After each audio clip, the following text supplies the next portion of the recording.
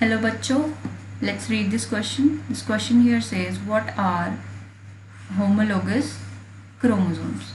तो क्वेश्चन में हमें homologous chromosomes के बारे में पूछा है. So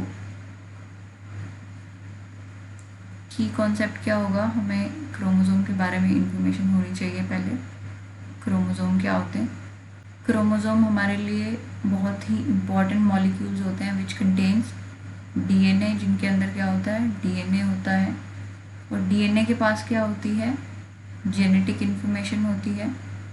कोई भी प्रोटीन को कोड करने की इन्फॉर्मेशन डीएनए के पास होती है.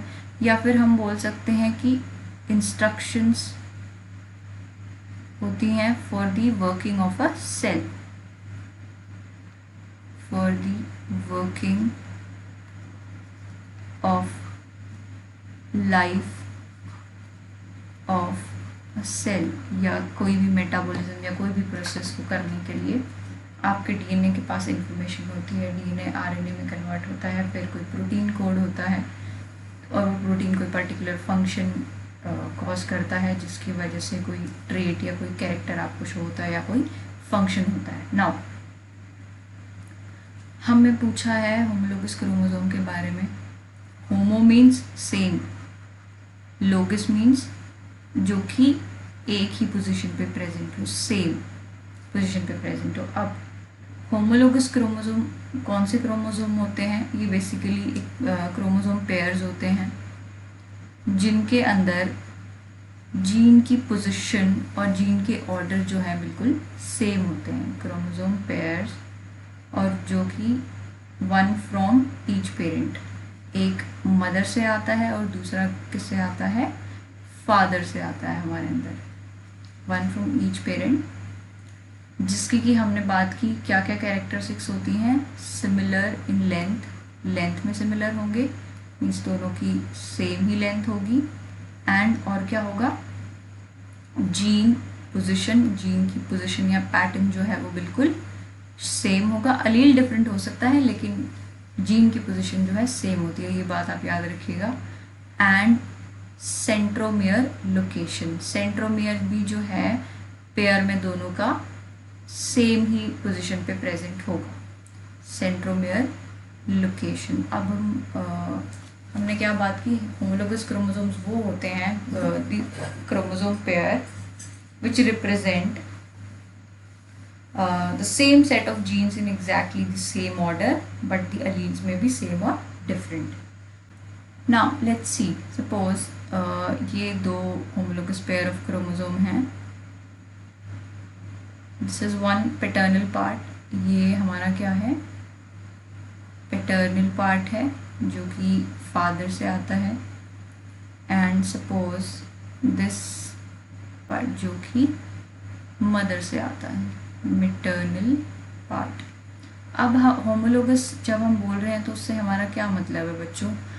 मान लीजिए यहाँ पे एक जीन है, यहाँ पे एक जीन है, यहाँ पे कोई जीन है ए, यहाँ पे कोई जीन है बी, यहाँ पे कोई जीन है सी. तो सिमिलर वे में इस वाले पेयर में भी, इस वाले आर्म पे भी क्या होगा, मिटर्नल वाले आर्म पे यहाँ पे ए होगा, यहाँ पे बी होगा, यहाँ पे सी होगा. ये कैपिटल ए भी हो सकता है, ये भी हो सकता है. हमने बोला कि अलील्स डिफरेंट हो सकते हैं लेकिन जीन, ए जीन यहाँ पे प्रेजेंट है तो ए ही जीन यहाँ पे प्रेजेंट होगा, बी जीन यहाँ पे प्रेजेंट है तो बी ही जीन यहाँ पे प्रेजेंट होगा. मीन्स हमने बोला जीन का पैटर्न भी सेम होगा और जीन की पोजीशन भी दोनों आर्म में सेम होगी. तो ये इन शॉर्ट हम डिफाइन करते हैं किसी भी होमोलोगस क्रोमोसोम को. अब हम इसको थोड़ा आगे बढ़ाते हैं. जब सेल साइकिल चलती है और इनका रेप्लिकेशन होगा तो ये अपनी कॉपीज़ बनाएंगे. एक एक रेप्लिकेशन होने के बाद हमारे पास दोनों एंड से क्या क्या बनेगा, ये पैटर्नल वाला भी डबल बन जाएगा, अपने आप को रेप्लिकेट कर लेगा. सेम वे मैटर्नल वाले की भी रेप्लिकेशन हो जाएगी.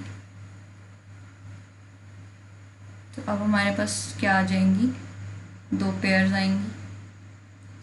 तो अब इनके अंदर ये जो दोनों आर्म्स होती हैं, सेम वे इसके अंदर भी ये दोनों जो आर्म्स होती हैं, इनको हम बोलते हैं सिस्टर क्रोमेटिन. क्रोमेटिड्स, इनको हम क्या बोलते हैं, सिस्टर क्रोमेटिड्स बोलते हैं। मीन्स इस आर्म को और इस आर्म को, और सेम वे यहाँ पे भी इस वाली आर्म को और इस वाली आर्म को।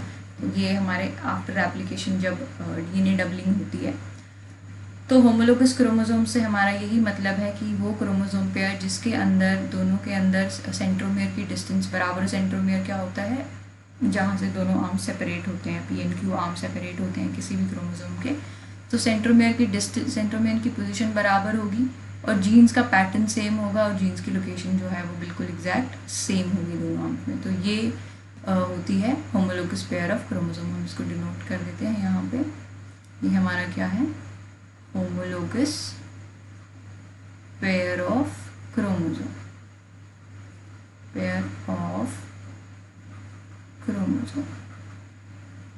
So this was the explanation for the question. I hope you understood it well. Best of luck. Thank you.